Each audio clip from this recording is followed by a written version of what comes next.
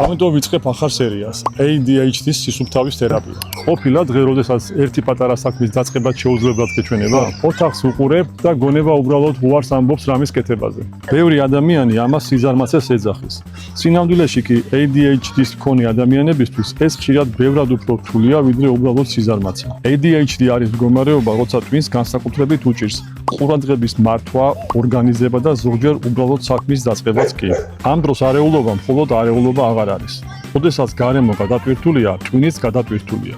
ყოველი ნივთი, ყოველი გადადებული საქმე, ყოველი დაუმთავრებელი დეტალი თითქოს ერთდროულად ითხოვს ყურადღებას. და საბოლოოდ ადამიანი უბრალოდ იღლება. ამიტომ ვიწყებ ახალ სერიას ADHD-ის სისუფთავის თერაპია. ეს არ იქნება იდეალური სახლების შესახებ.